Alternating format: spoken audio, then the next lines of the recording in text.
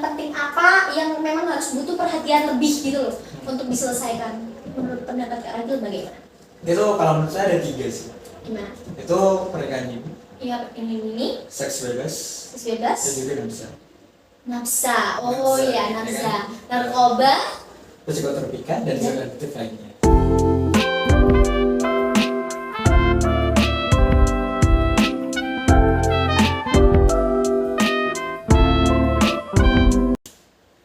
Halo Sobat Taksi, Assalamualaikum warahmatullahi wabarakatuh. Kembali lagi bersama saya Samarwati Seri Azara pada podcast kali ini.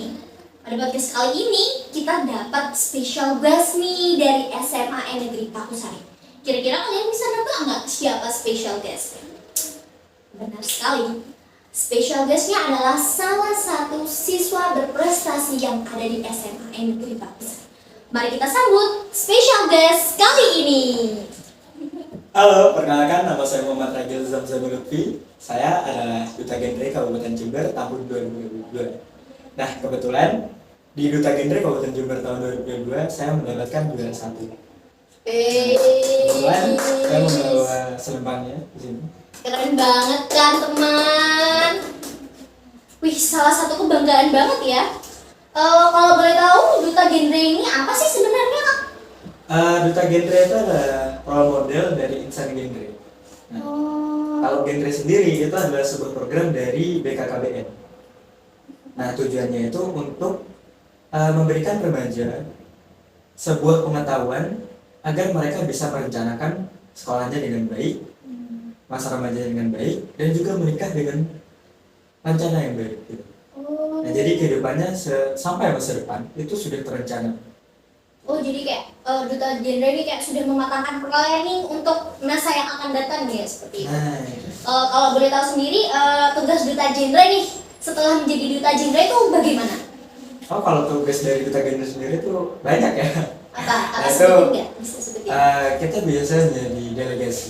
Delegasi, Bisa jadi juri juri. di event-event kayak Duta Kampus atau lain sebagainya. Dan juga selain jadi delegasi, kita juga menjadi seorang motivator. Oh iya, benar. Nah, di motor-motor itu kita biasanya bersosialisasi di kecamatan-kecamatan, sekolah, se-kabupaten juga.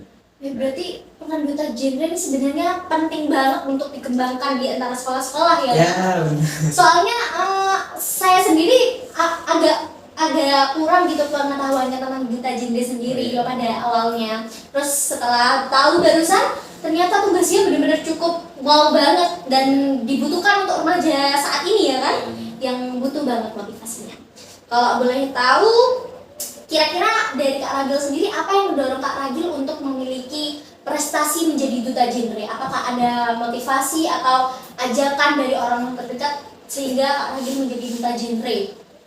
Kalau awalnya tuh ada cerita lucu sih sebetulnya. Nah, sebelum saya ikut ajang ini, Ya. itu saya dipaksa sebetulnya. Dipaksa? Iya. Dipaksa oleh pelatih saya di PKR. Nah, di situ kan kata pelatih saya harus ada delegasi dari kita untuk mengikuti ajang. Nah, dari teman-teman saya gak ada yang mau. Jadi terpaksa. Nah, terpaksa saya gitu. Tapi di samping itu semua saya juga ada rasa keingintahuan gitu.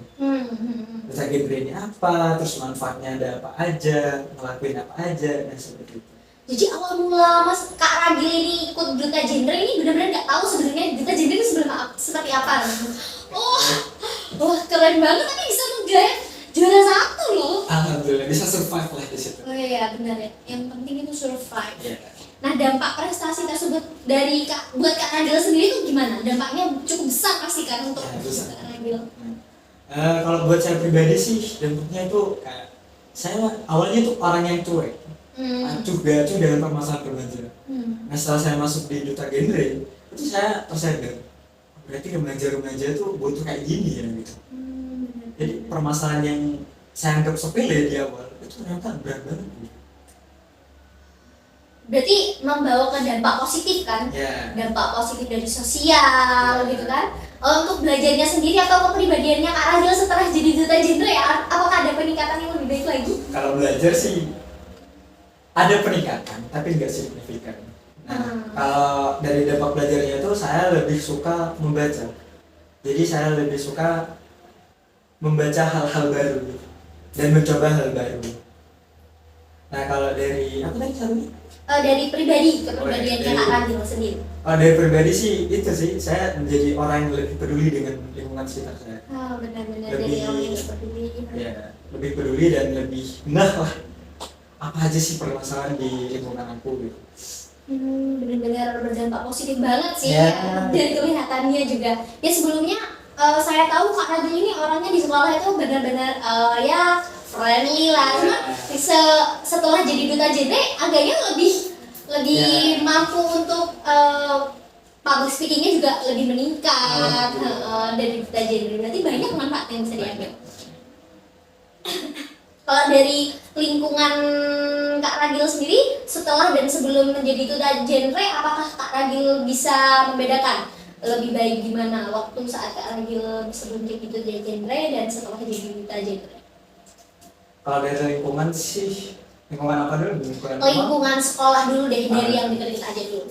Kalau dari lingkungan sekolah itu perubahannya ini sih, teman-teman saya tuh awalnya ke saya tuh cuek gitu. Nah dari setelah duta genre itu mereka sering bertanya ke saya soal permasalahan remaja, menikah yang baik tuh umur berapa, terus banyaklah di ranah-ranah yang emang remaja semua tuh wajib tahu gitu, kayak seks, edukasi, benar. gitu. Berarti menolong banget ya. Saya sendiri juga pengen sebenarnya nanya-nanya setelah podcast Boleh. ini. Oke, berarti ya sebenarnya dampak dari duta genre sendiri di tiap sekolah itu harusnya ada emang ya.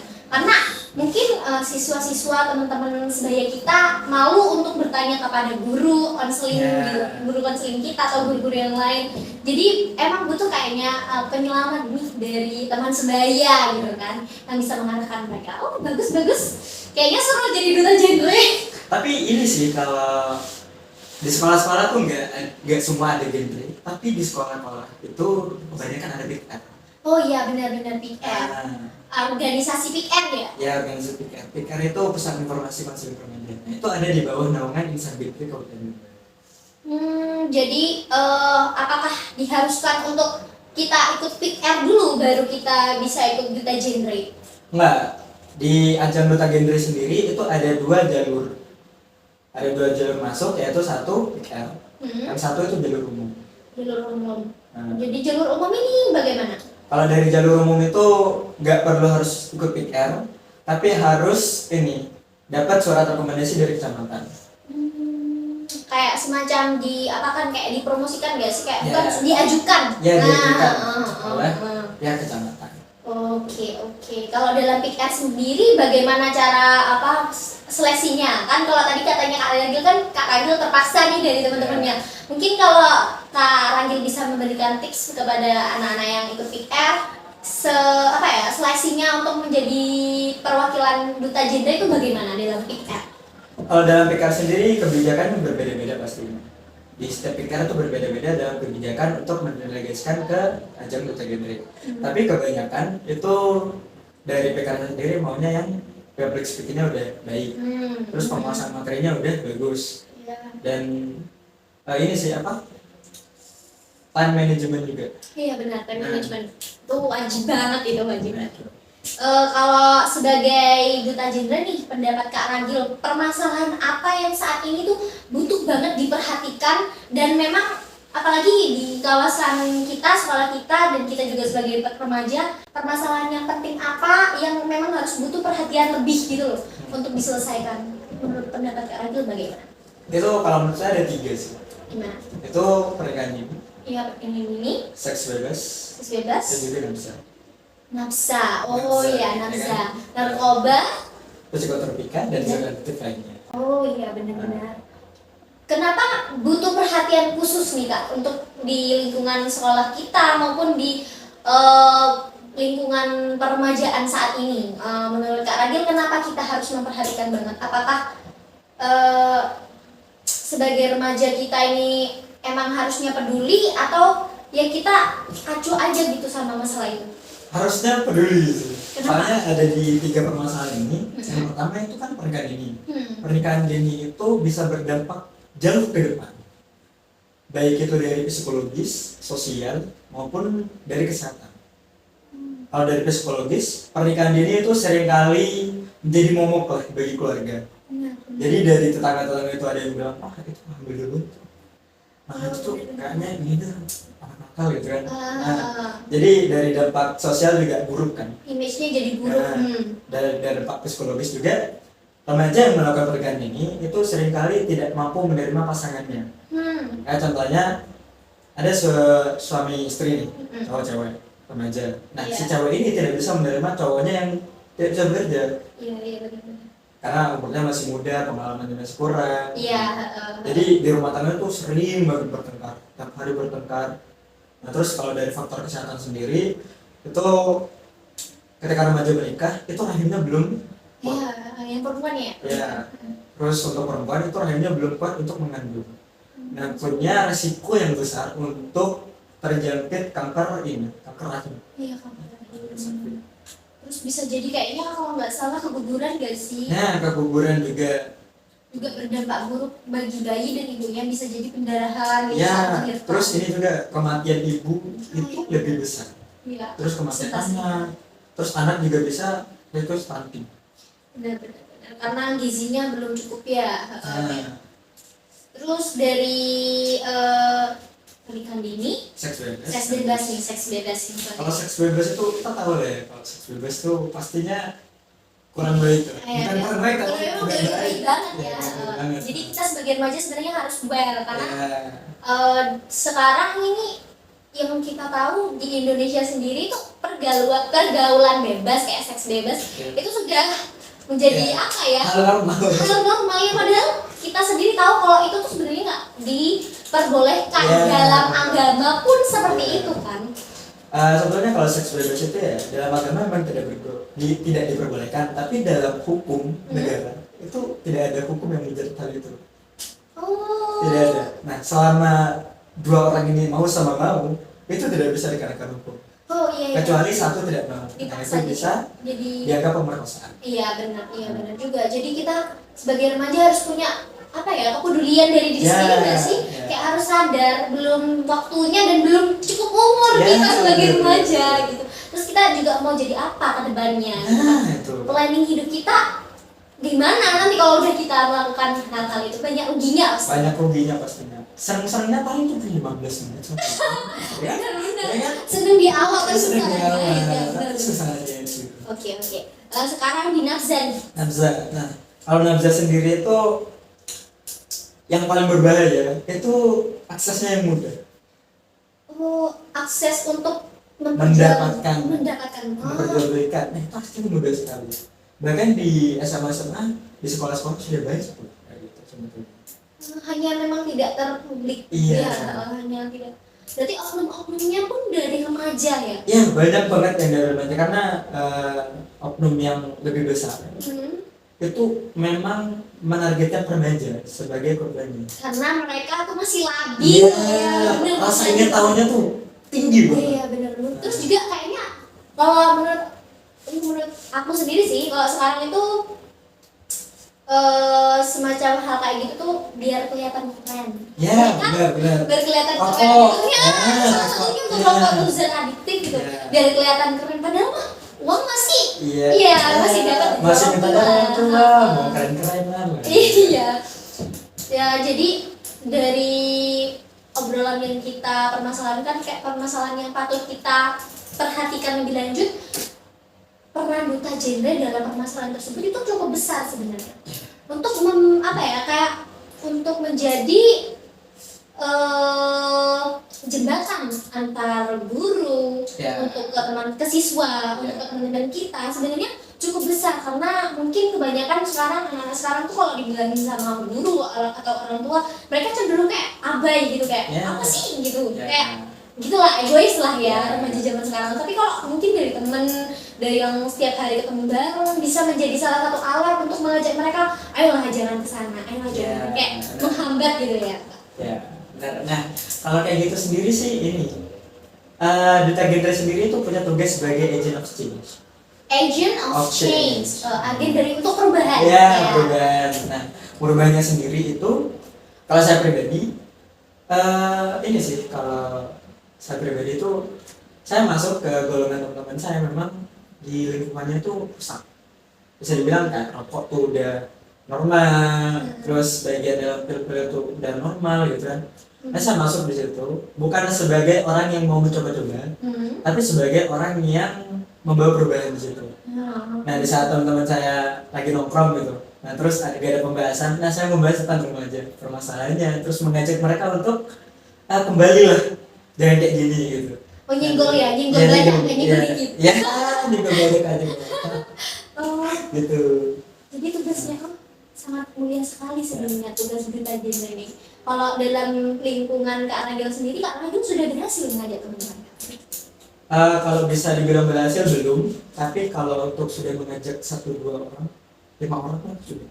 Itu sudah dianggap cukup berhasil. Ya, Karena lebih dari satu ya, Ya. alhamdulillah. Berarti banyak anak-anak yang terbuka sudah pandangannya dan tinggal sempit-sempit amat lah. Ya, gitu. Biar mereka bisa lihat future-nya mereka, kayak masa depan mereka bagaimana. Ya, gitu. Kalau Kak Ragil kira-kira punya ide kreatif apa untuk Duta Genre ini sebagai motivator untuk remaja? Ide-ide kreatif apa sebagai Duta Genre yang akan Kak Ragil lakukan dan inginkan untuk kedepannya? Kalau ide kreatif untuk remaja ya berarti. Untuk menyelesaikan masalah-masalah yang ada di peremajaan. Ya, kalau ide kreatifku sih ini, aku pengen bikin sebuah perkumpulan, dimana itu bukan apa ya, tidak memandang orang itu dari mana, tapi memandang, dia membutuhkan. Jadi saya himpun jadi satu, jadi perkumpulan itu. Nah di situ kita ajarkan capacity building, life skills, materi-materi genre, materi-materi tentang remaja, permasalahannya, dan cara menanggulanginya. Nah di situ dari perkumpulan itu kita sebar di berbagai lapisan masyarakat. Nah, baik itu dari desa, kecamatan, bahkan sekolah. Keren. Jadi kayak gak hanya bertitik kelompokan di satu tempat, tapi mereka bisa mengintegrasikan ya, sehingga ilmu yang didapatkan di Duta Genre itu tidak sia-sia, Gitu. jadi bisa meluas lebarkan. Kira-kira Kak Ragil mengharapkan apa dari hasil ide-ide kreatif yang tadi? Kalau mengharapkan sih banyak. Apa? Ya pasti semua remaja terbuka, Terbuka pikirannya, gitu. salah satu seperti itu. Tapi yang paling penting itu kasus-kasus yang awalnya dianggap biasa aja atau normalis, itu bisa dianggap, wah ini nggak biasa gitu. Wah ini patut untuk kita lihat gitu, kita lirik gitu. Nah, jadi banyak remaja yang peduli dengan lingkungan sekitarnya. Dan diri mereka sendiri loh Bapak. Yeah. Berarti menjadi agent of change itu benar-benar berdampak banget. Keren sih. Nah, sebelum menutup podcastan kita kali ini, kira-kira kesan dan pesan Kak Ragil sebagai Duta Genre Jember untuk teman-teman apa? Apakah ada ajakan untuk teman-teman sekalian untuk mengikuti Duta Genre? Coba sampaikan. Mungkin teman-teman bisa ikut Duta Genre tahun depan. Kalau pesan dan kesannya sih untuk teman-teman remaja di luar sana, itu cobalah lirik orang-orang yang ada di sekitar kalian, karena walaupun mereka itu kalian anggap biasa aja atau udah orang lain gitu kan, tapi di samping itu mereka mungkin memiliki keluh kesah, memiliki sebuah masalah, memiliki sebuah problem lah, dan itu perlu diselesaikan oleh orang lain. Jadi nggak bisa untuk mereka sendiri untuk selesaikan. Jadi tolong untuk menjadi lebih peduli dengan lingkungan sekitar, jangan egois untuk diri sendiri. Ada ajakan buat jadi Duta Genre selanjutnya nggak? Kalau ajakan sih ada sih, tapi ini dibuka dulu lah aplikasi. Tepuk tangan, spesial banget guys kita kali ini. Terima kasih Kak Ragil sebelumnya sudah mau diwawancarai. Semoga kita dapat sharing-sharing selanjutnya tentang permasalahan remaja ya. Thank you Kak Ragil, thank you Sobat Taksi sudah menonton. Assalamualaikum warahmatullahi wabarakatuh.